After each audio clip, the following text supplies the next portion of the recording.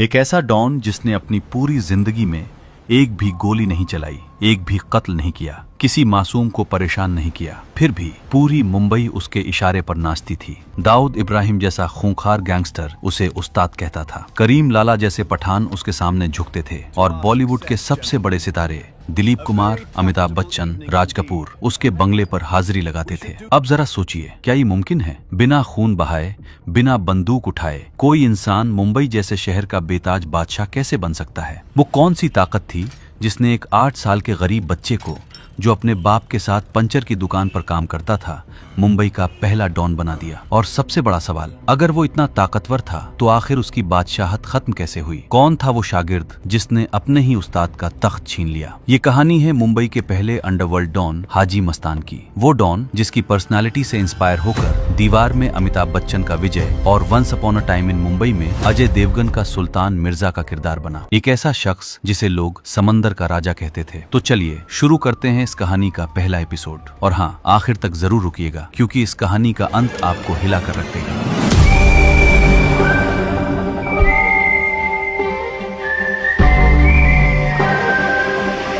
बात है साल 1926 की। तमिलनाडु के एक छोटे से गांव कुडलोर में 1 मार्च को एक गरीब किसान के घर एक बच्चा पैदा हुआ। नाम रखा गया मस्तान हैदर मिर्जा। उस वक्त किसी ने सोचा भी नहीं था कि यही बच्चा एक दिन मुंबई का बेताज बादशाह बनेगा। घर की हालत क्या थी? इतनी खराब कि कई बार 2 वक्त की रोटी भी नसीब नहीं होती थी। पिता के पास जो थोड़ी सी जमीन थी उससे परिवार का पेट भरना नामुमकिन था। आखिरकार थक हार कर मस्तान के पिता ने एक फैसला लिया, बॉम्बे चलते हैं, शायद वहाँ किस्मत बदल जाए। साल था 1934। मस्तान सिर्फ 8 साल का था जब वो अपने पिता के साथ बॉम्बे की धरती पर पहली बार कदम रखता है। क्या उस वक्त उसे अंदाजा था कि यही शहर एक दिन उसके कदमों में होगा? बिल्कुल नहीं, क्योंकि बॉम्बे आकर भी जिंदगी आसान नहीं हुई। पिता ने क्रॉफोर्ड मार्केट में एक छोटी सी साइकिल रिपेयरिंग की दुकान खोली और छोटा मस्तान भी पिता के साथ हाथ बटाने लगा। अब जरा कल्पना कीजिए, एक 8 साल का बच्चा जिसके हाथ काले हो चुके हैं ग्रीस से, धूप में बैठा साइकिलों के पंचर लगा रहा है और उसकी दुकान के ठीक पीछे आलीशान बिल्डिंग्स खड़ी हैं। उन बिल्डिंग से रोजाना महंगी महंगी गाड़ियां निकलती थी।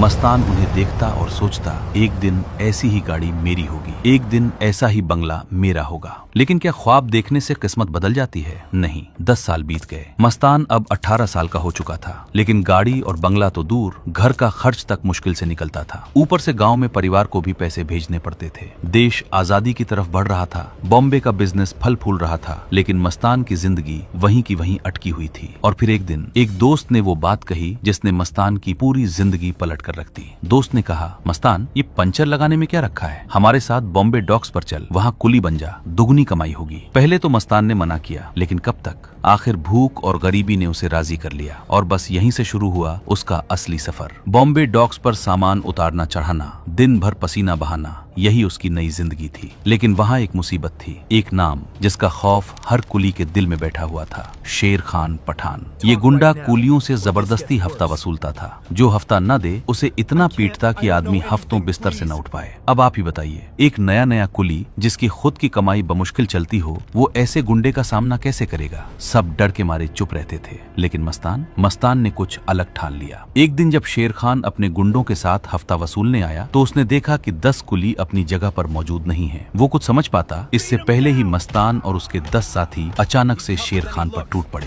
जबरदस्त हाथापाई हुई। शेर खान और उसके गुंडे बुरी तरह घायल हुए। किसी तरह जान बचाकर वो वहाँ से भागा और फिर कभी पलट कर नहीं आया। क्या आप जानते हैं, यही सीन हूबहू अमिताभ बच्चन की फिल्म दीवार में दिखाया गया था। जी हाँ, विजय का वो आइकॉनिक सीन जहाँ वो अकेला गुंडों से भिड़ जाता है, वो सच में हाजी मस्तान की जिंदगी का असली वाकया था। इस घटना के बाद डॉक्स पर मस्तान का नाम होने लगा। हर कुली उसे अपना लीडर मानने लगा। लेकिन असली खेल शुरू होना अभी बाकी था। एक दिन मस्तान के एक दोस्त ने उसके कान में एक राज डाला। उसने कहा, मस्तान, फॉरेन से जो माल आता है ना, उसे अगर कपड़ों में छुपाकर पोर्ट से बाहर निकाल दे तो उसकी कीमत का एक बड़ा हिस्सा तेरा हो सकता है। मस्तान के कान खड़े हो गए। उस वक्त भारत में क्या क्या स्मगल होता था? इलेक्ट्रॉनिक सामान, महंगी घड़ियां, गहने, गहने और सबसे बड़ी चीज सोने के बिस्किट। ब्रिटिश सरकार इन चीजों पर इतना भारी टैक्स लगाती थी कि लोग सीधे रास्ते से मंगाने के बजाय स्मगलिंग का रास्ता चुनते थे। मस्तान को आइडिया जम गया और बस उसी दिन से वो स्मगलिंग के काम में उतर गया। वो ऐसे हाजियों से मिलने लगा जो सऊदी अरब हज करने जाते और लौटते वक्त सोने के बिस्किट और इलेक्ट्रॉनिक्स छुपा कर लाते। मस्तान उनका माल पोर्ट से सेफली बाहर निकाल कर पहुंचाता और बदले में मोटा कमीशन वसूलता। लेकिन असली गेम चेंजर अभी आना बाकी था। एक दिन पोर्ट पर मस्तान की मुलाकात होती है शेख मोहम्मद अल गालिब से। ये नाम याद रखिएगा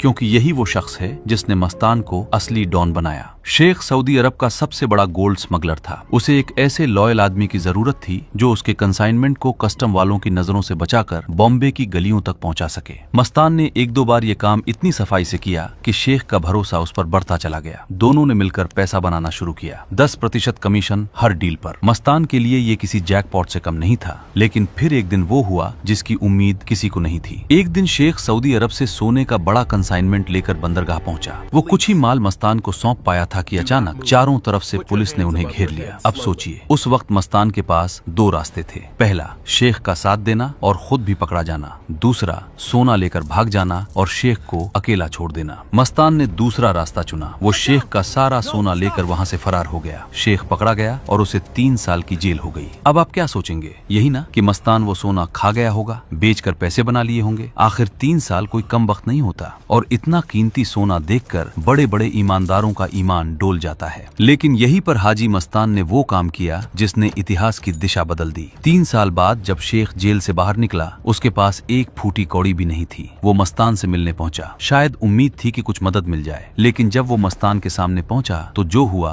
वो शेख कभी नहीं भूल पाया। मस्तान ने उसका सारा सोना, जी हाँ, हर एक ग्राम जस का तस संभाल कर रखा था और उसने पूरा सोना शेख को वापस लौटा दिया। शेख की आंखें फटी की फटी रह गईं। उसने हैरानी से पूछा, मस्तान, तुमने ये सोना बेचकर अपने लिए पैसे क्यों नहीं बनाए? तुम्हें कौन रोकने वाला था? मस्तान का जवाब था, मेरे पिता ने सिखाया था कि ईमान सबसे बड़ी दौलत है और ऊपर वाला सब देखता है। बस ये एक जुमला और शेख का दिल पिघल गया। उसने उसी वक्त मस्तान को अपने पूरे बिजनेस का 50% पार्टनर बना दिया और यहीं से हाजी मस्तान नाम के सूरज का मुंबई के अंडरवर्ल्ड में उदय शुरू हो गया। अब मस्तान के पास पैसा था, नेटवर्क था और सबसे बड़ी बात इज्जत थी। लोग उसे मस्तान भाई कहकर बुलाने लगे। लेकिन मुंबई में 2 और बड़े नाम थे जो इस बात को बर्दाश्त नहीं कर सकते थे, वरदराजन मुदलियार और पठानों का सरदार करीम लाला। अब सोचिए, अगर आप मस्तान की जगह होते तो क्या करते? लड़ते? अपना गैंग खड़ा करके खून खराबा करते? लेकिन मस्तान ने यहाँ भी एक मास्टर स्ट्रोक खेला। उसने सोचा, झगड़ने से बेहतर है हाथ मिलाना। वरदराजन से उसकी पहली मुलाकात भी फिल्मी अंदाज में हुई। एक बार पुलिस ने वरदराजन को एंटीना चोरी के इल्जाम में पकड़ लिया था। पुलिस वाले उसे डरा धमका रहे थे, लेकिन वो माल की जगह नहीं बता रहा था। तभी पुलिस स्टेशन में एक आदमी दाखिल हुआ, हाथ में 555 की सिगरेट, सफेद कपड़े और चेहरे पर इत्मीनान। वो था हाजी मस्तान। उसे देखते ही पुलिस वाले पीछे हट गए। मस्तान सीधा वरदराजन के पास गया और तमिल में धीरे से कहा, वक्कम तलैवार, यानी हेलो चीफ। वरदराजन हक्का बक्का। मस्तान बोला, एंटीना पुलिस को वापस कर दे। मैं वादा करता हूँ कि तू इससे कहीं ज्यादा पैसे कमाएगा। मेरे सोने के धंधे में पार्टनर बन जा।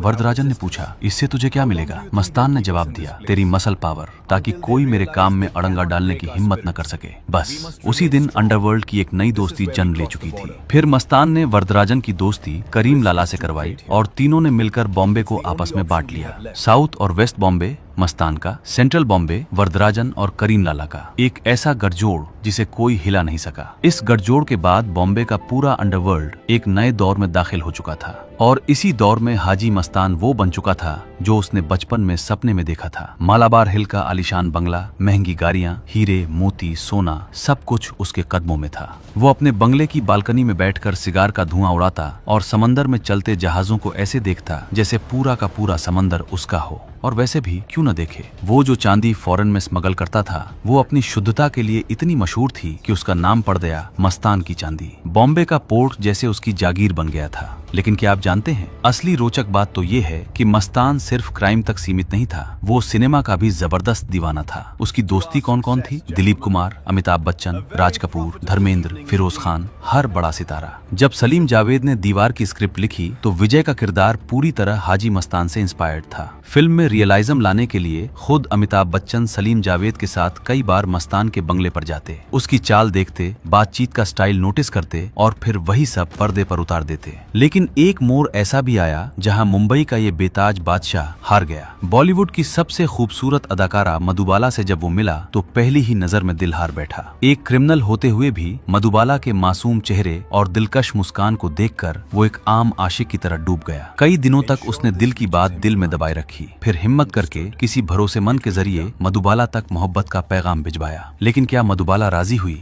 नहीं। मधुबाला के दिल में मस्तान के लिए कुछ नहीं था। मुंबई का वो शख्स जिसके एक इशारे पर समंदर थम जाता था, इश्क में हार गया। बाद में उसने मधुबाला की एक हमशक्ल वीणा शर्मा उर्फ सोना से शादी कर ली। उसने सोना को स्टार बनाने के लिए दिल खोल कर पैसा लगाया, लेकिन एक भी फिल्म नहीं चली। मस्तान ने अंडरवर्ल्ड से बॉलीवुड तक सब जीता, लेकिन इश्क में मिली ये हार उसकी सबसे बड़ी शिकस्त थी। इश्क में हार के बावजूद मस्तान का धंधा बुलंदियां छूता रहा। पुलिस, कस्टम, नेता सब उसकी मुट्ठी में थे। कई साल तक उसे कोई हाथ नहीं लगा सका। लेकिन फिर साल 1975 में देश में एक ऐसा सियासी तूफान आया जिसने मस्तान की पूरी बादशाहत को हिलाकर रख दिया। इंदिरा गांधी ने देश में इमरजेंसी लगा दी और सरकार ने हाजी मस्तान को कोफपोसा एक्ट के तहत स्मगलिंग के जुर्म में गिरफ्तार कर लिया। ये पहला मौका था जब मस्तान को बाकायदा जेल जाना पड़ा। कहा जाता है कि उसने इंदिरा गांधी को रिहाई के बदले मोटी रकम ऑफर की थी, लेकिन इस बार पैसा काम नहीं आया। 18 महीने जेल में रहना पड़ा। लेकिन यही जेल में उसकी मुलाकात एक ऐसे शख्स से हुई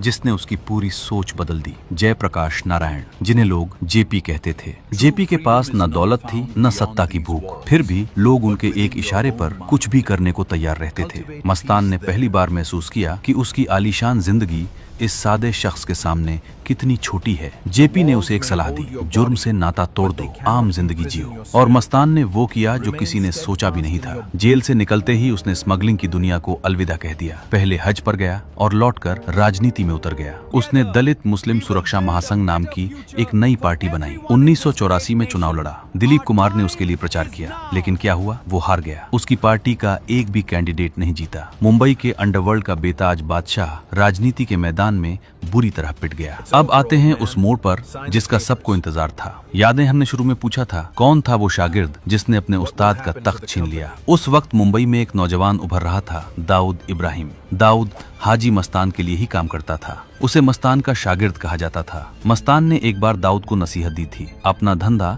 रात 9 बजे से सुबह 5 बजे के बीच निपटा लिया कर, आम लोगों के बीच मत आ, तब पुलिस भी तेरे रास्ते में नहीं आएगी। लेकिन दाऊद को मस्तान के उसूल मंजूर नहीं थे। जैसे जैसे वक्त बीता, मस्तान कमजोर होता गया। उसका दोस्त वरदराजन गुजर चुका था। करीम लाला मुंबई से अपना बिजनेस समेट रहा था और उधर दाऊद हर वो काम कर रहा था जो मस्तान की नजर में गुनाह था। ड्रग्स, हथियार, खून खराबा, फिल्म इंडस्ट्री से वसूली, बिल्डरों से लंगदारी। मस्तान ने जिस अंडरवर्ल्ड को तहजीब से चलाया था, दाऊद ने उसे खौफ से चलाना शुरू कर दिया। और सच ये है कि खौफ हमेशा तहजीब पर भारी पड़ता है। कुछ ही सालों में दाऊद ने मुंबई के पूरे अंडरवर्ल्ड पर कब्जा कर लिया। हाजी मस्तान की बादशाहत जो कभी अटूट लगती थी, अपने ही शागिर्द के हाथों खत्म हो गई। 25 जून 1994 हाजी मस्तान ने आखिरी सांस ली। वो शख्स जिसने मुंबई को अपनी महबूबा कहा था, वो शख्स जिसने बिना एक गोली चलाए पूरे शहर पर राज किया था, वो शख्स जिसकी पर्सनालिटी से दीवार और once upon a time in Mumbai जैसी फिल्में बनी, चुपचाप इस दुनिया से रुखसत हो गया। लेकिन क्या उसकी कहानी वाकई खत्म हुई? नहीं। आज भी जब कोई मुंबई के अंडरवर्ल्ड की बात करता है तो सबसे पहला नाम आता है हाजी मस्तान।